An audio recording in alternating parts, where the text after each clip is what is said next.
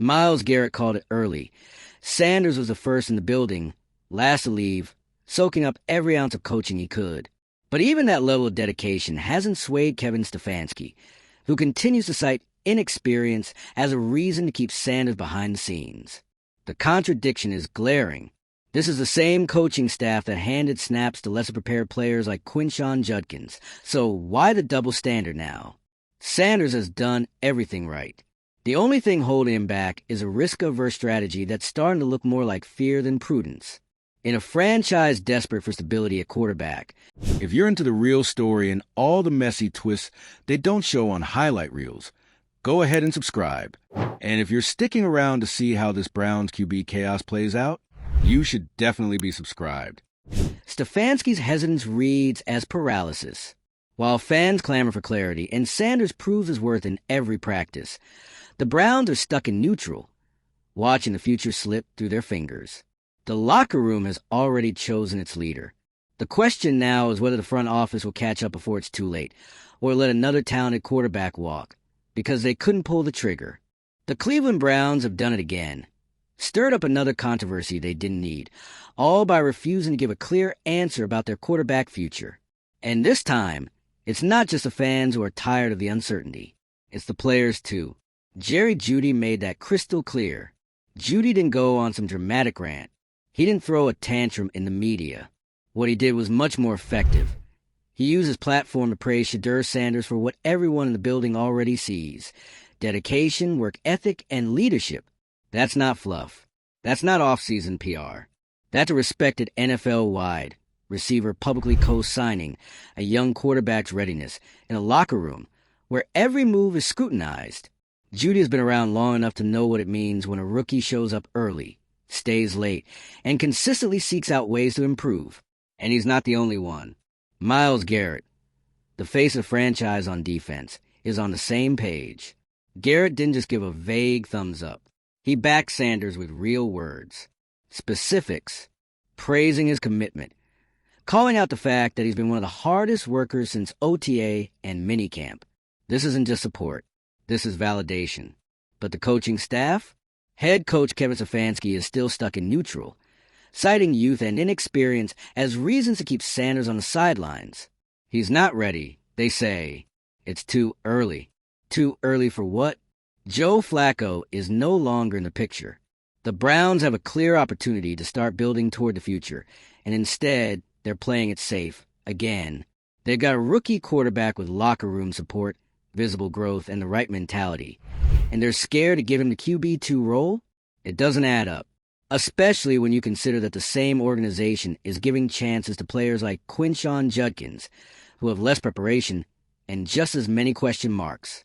That's not just inconsistent, that's confusing. The team's development strategy is either all over the place or completely lacking a backbone. Analysts are starting to lose patience. Dan Orlovsky came out and said what everyone else was already thinking. What's the point of bringing in young quarterbacks if you're never going to actually evaluate them on the field? Why keep Sanders around if you're not going to invest in his development? And development doesn't mean hiding him behind 3 veterans and hoping he magically becomes NFL ready in a vacuum. Development means reps. It means pressure. It means putting your trust in the guy and letting him learn. The way the Browns are handling this is backwards. They claim to be building for the future, but when the future's staring them in the face, they hesitate. Sanders isn't asking for a handout. He's already earned the trust of the locker room. He's already proven he's coachable, professional, and locked in. The last step is on the staff, and they keep punting. This isn't just a minor misstep. This could cost them. Because what happens when a young quarterback doesn't feel supported? What happens when the veterans back him, but the coaches don't? That's a fracture in the foundation. That's the kind of thing that pushes a player to look elsewhere, especially when other teams are watching. And yes, people are watching. The Raiders have already come up in speculation. And if you think they're the only ones eyeing the situation, you haven't been paying attention. Other teams see what Sanders is doing in Cleveland. They hear the way his teammates talk about him, and they know that if he's not being valued there, he might be willing to move on. This is how talent slips away. It doesn't happen in one big, dramatic moment. It happens slowly, through indecision, mixed messages, and failure to act. Stefanski's conservative approach might be meant to protect Sanders, but it's doing the opposite. Every day Sanders doesn't get real reps is a day his development stalls. And every delay sends a message that the Browns either don't believe in him or they're too nervous to act. Neither is a good look. The irony is that everything Sanders has done should be reassuring. He's not creating drama. He's not complaining. He's not acting like the spotlight should already be his.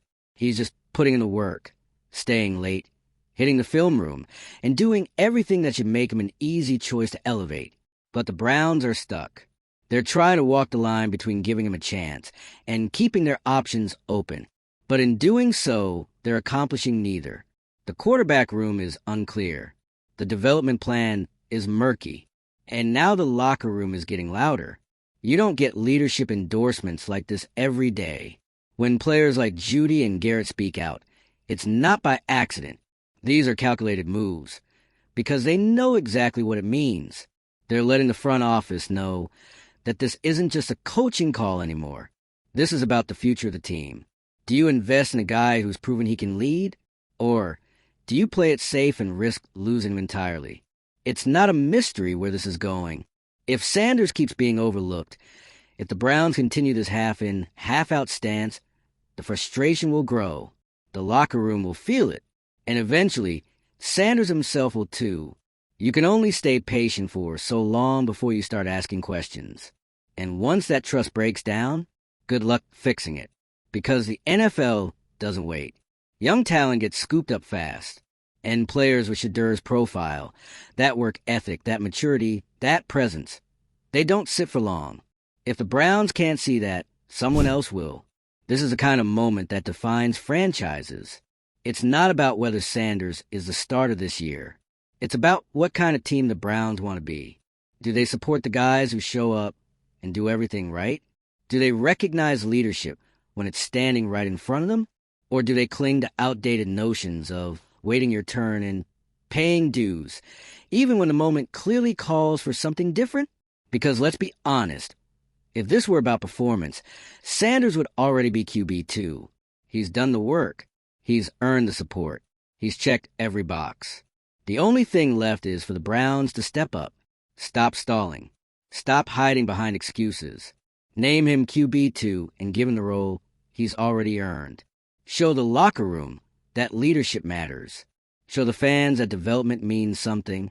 Because if you don't, then don't act surprised when Sanders starts exploring options. Don't be shocked when other teams start calling. And definitely don't expect the locker room to stay quiet. There's a reason this story is blowing up.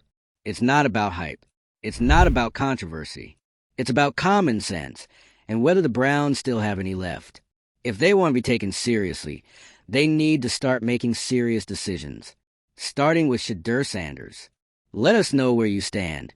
Should Stefanski stop hesitating and give Sanders the QB2 spot? Is the team's development plan just broken? Drop your thoughts in the comments. Hit subscribe if you want more no-fluff coverage of NFL chaos, and we'll be back with more soon. Because with the Browns, you already know, the drama never stays quiet for long. All right, let's keep going, because this story, it's not cooling down anytime soon. If anything, it's picking up steam, fast. By now, even the most patient Browns fans are fed up. They're watching a team with one of the strongest offensive cores in the league completely fumble the one thing that has haunted this franchise for decades, quarterback identity. And somehow, even with a clean slate and a promising young leader in Shedeur Sanders, the Browns are still doing the thing they do best, overcomplicating what should be a no-brainer. Let's call it what it is.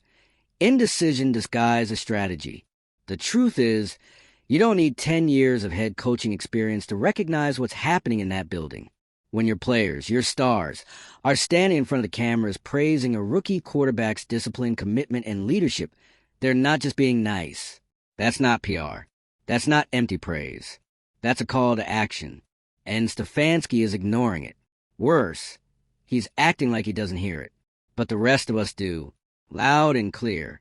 Because when a guy like Jeudy, who's only been on the team for a few months, already feels strongly enough to vouch for Shedeur publicly, that's not normal. That's not something players do unless they really believe in what they're seeing. And Jeudy didn't stop at the typical, he's got potential fluff. He highlighted Sanders' attention to detail, his maturity, the way he carries himself like a vet, not because he's trying to impress, but because that's just who he is. Myles Garrett said the same. He praised Sanders' focus, his commitment, his leadership. And remember, this is a locker room led by veterans who do not hand out compliments lightly. Garrett doesn't have time to play politics. If he's saying a guy has earned his respect, you better believe he means it. So where does that leave us?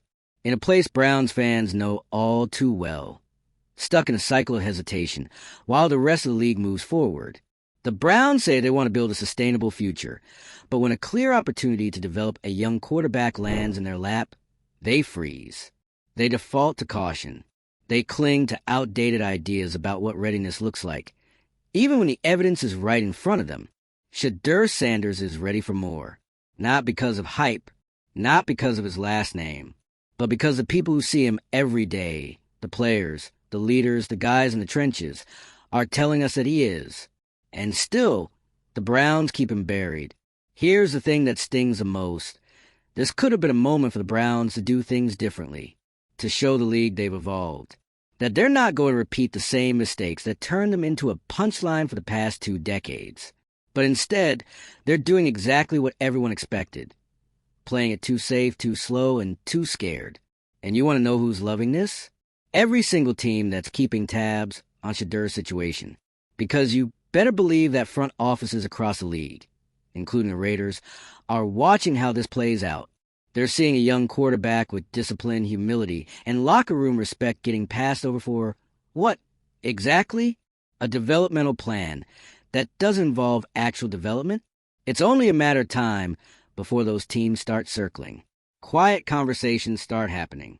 Because if the Browns don't value Sanders, someone else absolutely will. And that's where things start getting really dicey. Because once the whispers start, the what if Shedeur got a real shot somewhere else conversations, it's not just about who your backup quarterback is anymore.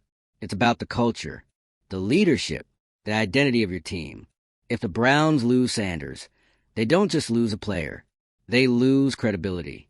They lose trust. They lose any illusion that this organization knows how to handle young talent. And let's be clear, this isn't just a Stefanski problem. This is top to bottom. The front office brought Sanders in. They knew what kind of player he was. They saw the same traits Jeudy and Garrett are talking about now. So why the sudden hesitation? What changed? Because nothing has changed about Sanders. He's still showing up early, still staying late, still doing the work that's earned him so much respect in such a short amount of time. The only thing that has changed is the pressure, the spotlight. And instead of rising to that moment, the Browns are backing off like they weren't expecting this. And that's the problem with playing it safe. It works when everything goes according to plan. But the second someone overperforms, the second someone shakes up the depth chart with actual effort and execution, the system falls apart. That's exactly what's happening here. Shedeur Sanders wasn't supposed to be this good this quickly. He wasn't supposed to be QB2 material right now. But he is. And instead of embracing that, the Browns are panicking. Not because he's unprepared, but because they are. So now, the situation just keeps getting worse. You got analysts like Dan Orlovsky calling out the team's inconsistency. You got fans getting louder and more impatient. You got players sending subtle and not so subtle signals that they want to see Sanders get his shot. And the Browns? Still silent, still cautious, still slow. At some point, they're going to have to make a decision. Not just about who lines up under center, but about what kind of team they want to be. Do they want to be the team that empowers its young players when they step up and prove themselves? Or do they want to be the team that keeps letting fear dictate their future? Because make no mistake, this isn't about whether Shedeur starts week 1. This is about whether he belongs in the plans at all. And if the Browns can't even bring themselves to name him QB2 after the offseason he's had, then they've already answered that question. And the fallout from that choice is going to linger. Because this is the kind of moment that players remember. It shapes the way free agents view your organization. It impacts locker room morale. And it sends a message to every young guy on the roster. Even if you do everything right, it still might not be enough. That's a dangerous message. It kills motivation. It creates resentment. And eventually, it leads to exits. If Sanders ends up in a different jersey a year or two from now, thriving under a staff that believed in him from day one, no one's going to look back and say, Cleveland did the right thing by waiting. They're going to say, they blew it. They're going to say, the locker room knew before the coaches did. They're going to say, another talent wasted in Cleveland. And the worst part, it'll be true. So the Browns are running out of time. The noise is getting louder. The pressure is building. And Kevin Stefanski has a choice to make. Back the guy your team believes in. Or keep dragging your feet until he walks away. The question now isn't whether Shedeur Sanders deserves to be QB2. It's whether Cleveland deserves Shedeur Sanders at all. And let's be real. If you follow the Browns for any length of time, you know this script. You've seen this movie before. Talented player comes in, shakes things up, does everything right, earns respect, and then nothing. The front office hesitates. The coaching staff preaches process. The opportunity slips through their fingers. Rinse and repeat. But this time hits differently. Because this time, the locker room isn't playing along. When Jeudy publicly backed Shedeur Sanders, it's not just a comment. It's a challenge. It's him looking at the coaching staff and saying, we see this guy grinding. What's the holdup? And when Myles Garrett, one of the most respected voices in that building, co-signs that sentiment, that's no longer just a player opinion. That's a movement. They're not asking Stefanski to start Sanders. They're asking him to acknowledge him. To stop acting like development only counts when it happens behind closed doors. Sanders has put in the work. He's earned trust. He's leading, not because someone told him to, but because that's who he is. And you'd think, for a team like the Browns, a franchise that has spent years clawing for stability at the quarterback position, this would be a dream scenario. But somehow it's a problem, because Shedeur's progress doesn't fit the neat little plan they had. He wasn't supposed to jump the line. He wasn't supposed to earn that much locker room respect this early. And now that he has, they're stuck. They can't ignore it, but they don't want to own it either. So they stall, delay, hide behind phrases like development takes time and he's got a bright future, while doing absolutely nothing to make that future real. And while they hesitate, Sanders continues to do what he's always done. Work. Show up early. Stay late. Ask questions. Watch film. Build relationships. He's laying a foundation, even if the people above him can't see the value in it yet. But how long do you expect a player to keep doing all that without return? Because let's be honest, there's only so much patience you can ask for in the NFL. This isn't college. It's not about waiting your turn anymore. It's about production, consistency, leadership, all of which Sanders is bringing right now. And if you keep benching that kind of player out of caution, you don't just risk stalling his growth. You risk losing him altogether. And the Raiders? They're not blind. Other teams are already paying attention to this circus. They see the disconnect. They see a guy who's clearly outworking his status, being underutilized by a team too scared to make a bold decision. And for a team like the Raiders, desperate for leadership, desperate for stability at quarterback, that's gold. It's not hard to connect the dots. Sanders isn't locked into a role in Cleveland. He's not locked into anything. And if he continues to be overlooked despite the support from teammates, you think his camp won't start looking elsewhere? You think other teams won't jump at the chance? If the Browns keep treating the situation like it's no big deal, they're going to learn the hard way. It's a very big deal. This isn't just about a backup quarterback. This is about identity, direction, the message you send to your players, your fans, and the league. Right now, the message is loud and clear. Hard work doesn't guarantee opportunity in Cleveland. And that is a disaster, because players talk. Word gets around fast. You don't want to be the team known for wasting young talent, for ignoring locker room leaders, for making the same mistakes over and over and over again.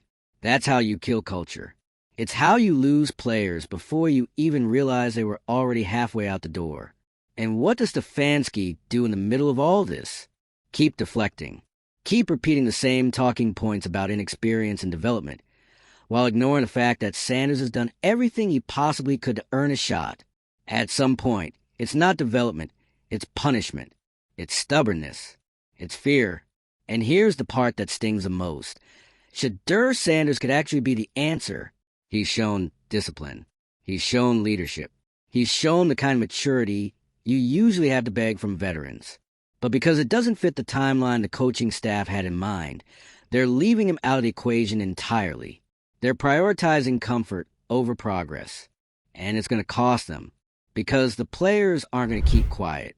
The analysts aren't going to let it go. The fans, already losing patience. And the front office, they're not going to keep backing a coach who can't make tough decisions when it counts. At some point, someone in that building has to wake up and realize the time is now, not next season, not when he's ready, not when it's too late. Right now, put Sanders at QB2. Give him real reps. Let him learn in live moments. Let him lead. Show the locker room that effort and character matter.